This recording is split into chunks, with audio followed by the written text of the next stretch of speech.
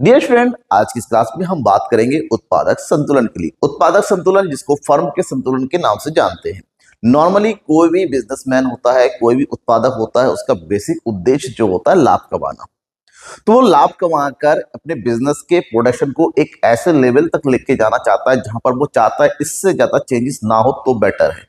तो वो पोजीशन जहां पर एक उत्पादक अपने उत्पादन को कंटिन्यू बना के रखना चाहता है, वो पोजीशन जहां पर उसको लगता है कि ये सबसे अच्छा पोजीशन है जहां पर हम प्रॉफिट अर्न कर रहे हैं, तो उसको उत्पादक के संतुलन के नाम से जानते हैं। तो उत्पादक संतुलन क्या है, इसके कौन सी प्रमुख शर्तें हैं, इसका निर्धारण कैसे होता है, आज की इस क्लास में हम इसी की बात करेंगे। और इससे रिलेटेड भी लॉन्ग क्वेश्चन अक्सर एग्जाम में आता है। तो लॉन्ग क्वेश्चन एग्जाम में आता है तो इसी के रिगार्डिंग हमें ये वाला पोर्शन पढ़ना पड़ेगा। उत्पादक संतुलन क्या है। अगर उत्पादक संतुलन को थोड़ा सा हम सही से समझे, उत्पादक संतुलन, तो यहां पर दो वर्ड है। पहला शब्द जो है वो है उत्पादक। क्या है? उत्पादक यानी कि प्रोड्यूसर। ठीक है। दूसरा जो शब्द है वो है संतुलन। ठीक है, यानी कि इक्विलिब्रियम। ठीक है, दो शब्द है, उत्पादक और संतुलन। जो उत्पादक होता है वह व्यक्ति होता है जो वस्तु और सेवाओं का उत्पादन करता है। इसका मतलब क्या चीज? वस्तुओं एवं सेवाओं का उत्पादन करने वाला। ठीक है, ये उत्पादन करने वाला होता है। तो वस्तु और सेवा का उत्पादन करके इसका उत्पादन करने का प्रमुख जो उद्देश्य होता है वो क्या होता है? इसका जो प्रमुख उद्देश्य होता है वो होता है लाभ कमाना। लाभ कमाना ये तो लगभग हर एक उत्पादक, लेकिन प्रत्येक उत्पादक चाहता है लाभ को क्या किया जाए? अधिकतम किया जाए। अधिकतम लाभ प्रत्येक उत्पादक चाहता है कि उत्पादन प्रक्रिया से उसको ज्यादा से ज्यादा लाभ मिले। ठीक है। और लाभ कब प्राप्त होता है? लाभ का फॉर्मूला होता है लाभ बराबर जो उसको आगम मिल रहा है, मतलब जो उसकी आय होती है उस आय में से लागत को क्या कर दिया जाता है? घटा दिया जाता है, तो लाभ की प्राप्ति होती है। अब इसी लाभ को अधिकतम करने की प्रक्रिया ही एक उत्पादक फॉलो करता है। वो अधिकतम तब तक करता रहता है जब तक संतुलन की स्थिति ना पहुंच जाए। संतुलन क्या है?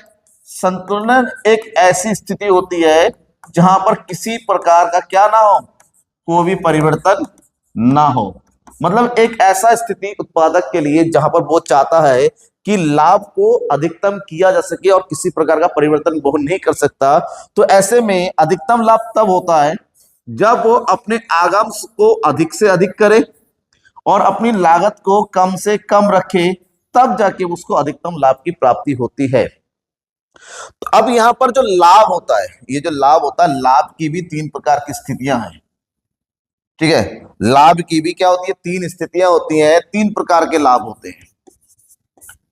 ठीक है, एक होता है असामान्य लाभ, दूसरा होता है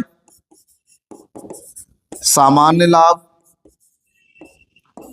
ठीक है, एक होता है अपूर्ण लाभ। ठीक है ना। सामान्य लाभ कब होता है? असामान्य लाभ तब होता है जब उसका जो कुल आगम होता है उसकी कुल लागत से ज्यादा हो। सामान्य लाभ उसको तब प्राप्त होता है जब वो जितना भी लागत है, अपनी लागत को पूरा जो है क्या करता है? कबूल कर लेता है, मतलब वसूल लेता है। और अपूर्ण लाभ तब होता है जब उसका आगम कम होता है और कुल लागत ज्यादा होता है। तो ऐसे में तो संतुलन कब होगा? संतुलन की शर्तें क्या है, संतुलन किस प्रकार से होता है, यही मेन पढ़ना होता है। नॉर्मली बहुत सारे संतुलन की स्थितियां होती है, तो हमें दो स्थितियां पढ़नी है कि पूर्ण प्रतियोगिता में एक उत्पादक का संतुलन कैसे निर्धारित होता है, ये पढ़ना है हमें बेसिक। पूर्ण प्रतियोगिता में उत्पादक या फर्म का संतुलन। तो पूर्ण प्रतियोगिता में उत्पादक के संतुलन को शो करने की दो प्रमुख स्थितियां हैं। स्थिति नंबर एक, कुल आगम तथा कुल लागत विधि। और जो दूसरा पॉइंट है वो है सीमांत आगम और सीमांत लागत विधि। तो बेसिकली इन दो विधियों से एक उत्पादक के संतुलन को हम दर्शा सकते हैं। सबसे पहले हम इसकी बात करेंगे कुल, ठीक है, कुल आगम और कुल लागत विधि। इस अंतर्गत क्या लिखा जाता है, जिस बिंदु पर फर्म का कुल आगम क्या हो जाता है, अधिकतम हो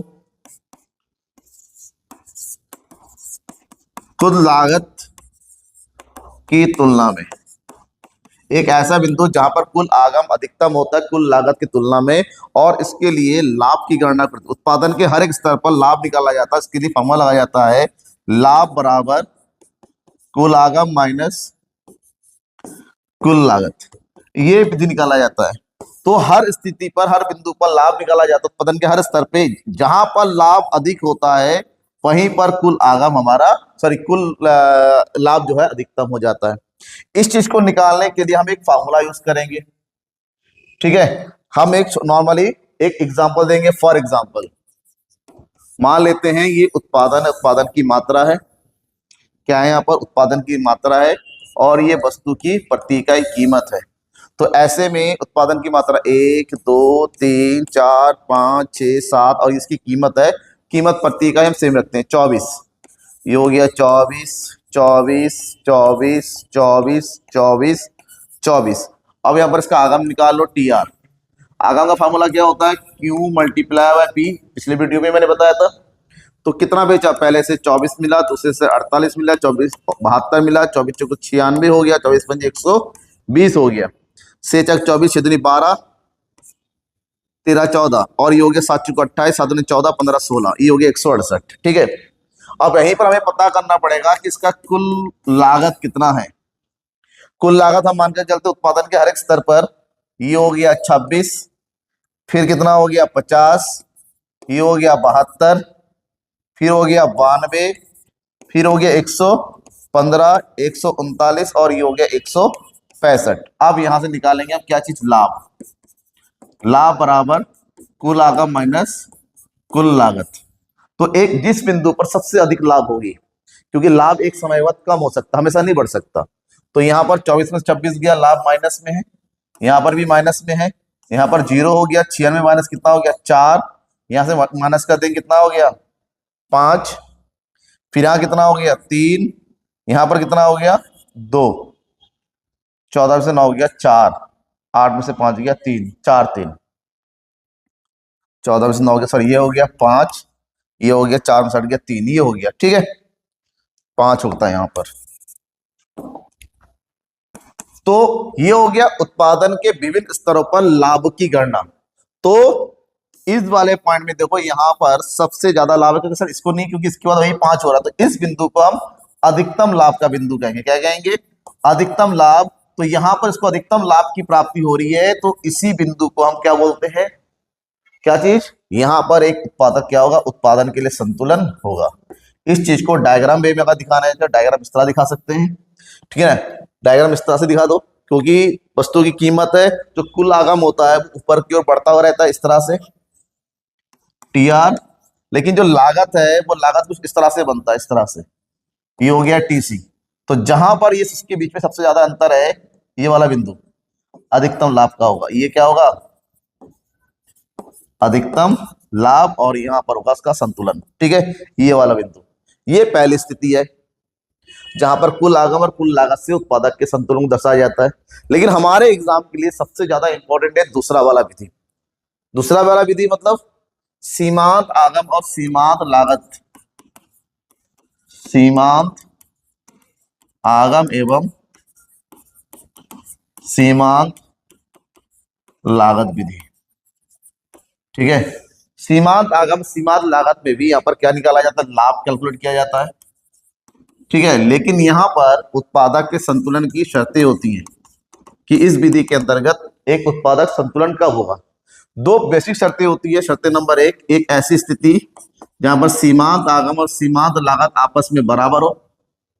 नंबर 2, एक ऐसी स्थिति जहां पर सीमांत लागत वक्र सीमांत आगम वक्र को क्या करे, नीचे से काटे, जहां पर ये दो स्थितियां होती हैं वहां पर एक उत्पादक संतुलन की स्थिति में होती है। मतलब ये है क्योंकि पूर्ण प्रतियोगिता में वस्तु की कीमत समान होती है, तो ऐसे में AR और MR दोनों ही हमेशा क्या होते हैं, बराबर होते हैं। तो जब ये दोनों ही आपस में बराबर होते हैं तो यहाँ पर निकालो सीमांत लागत ये हो गई MC। तो पहला पॉइंट तो यहाँ हो गया K, दूसरा पॉइंट हो गया E। अब दोनों ही पॉइंट में सीमांत आगम सीमांत लागत बराबर है, लेकिन इस बिंदु के बाद लागत बढ़ रहा है, घट रहा है, इस बिंदु का लाभ बढ़ रहा है, तो नीचे से काटता हुआ हो तो इस बिंदु को हम क्या बोलते हैं, संतुलन स्तर यहां पर। और ये बिंदु ठीक वहीं पर बनता है MR इक्वल टू MC, उसी बिंदु पर बनता है जहां पर TC और TR के बीच में, TR बड़ा होता है TC के बीच में, सबसे ज्यादा अंतर होता है, वहीं पर स्थिति होती है। तो इसको बोलते हैं सीमांत आगम सीमांत लागत विधि। और अक्सर एग्जाम में आता है कि उत्पादक के संतुलन से आप क्या मत समझते हैं, उत्पादक संतुलन की प्रमुख शर्तें बताइए। तो उत्पादक संतुलन क्या है वो समझाइए। उत्पादक संतुलन एक ऐसी स्थिति होती है जहां पर एक उत्पादक अधिकतम लाभ की प्राप्ति करना चाहता है, वो अपने उत्पादन स्तर को उसमें परिवर्तन करने की आशा नहीं रखता है। तो सीमांत आगम सीमांत लागत रीति के अंतर्गत एक उत्पादक उस स्थिति पर जो है संतुलन में होता है जहां पर उसकी सीमांत आगम और सीमांत लागत दोनों ही आपस में क्या हो, बराबर हो। इस चीज के लिए आप उत्पादक संतुलन की दो प्रमुख शर्तें होती हैं, शर्तें ये लिखाइए शर्त, और ये डायग्राम बना दीजिए, आपके पूरे 3 से 4 नंबर का जो भी क्वेश्चन होगा पूरा मिल जाएगा। तो सिंपल सा छोटा सा क्वेश्चन चैप्टर था, छोटा सा टॉपिक था, इस टॉपिक को पढ़ेंगे, कोई डाउट हो तो जरूर बताएंगे। इसके बाद जो टॉपिक है वो बड़ा टॉपिक है पूर्ति, जिसके बारे में हम कल की क्लास में बात करेंगे। यहाँ पर किसी प्रकार का कोई डाउट होता है तो लिख के बताइए कमेंट बॉक्स में। ये छोटा टॉपिक था, छोटा वीडियो बना, और मैं एक टॉपिक वाइज वीडियो बना रहा हूँ। इसके बाद जो है वन शॉट वीडियो बनेगा हर एक चैप्टर का अलग से। तब तक करिए थैंक यू एंड बाय।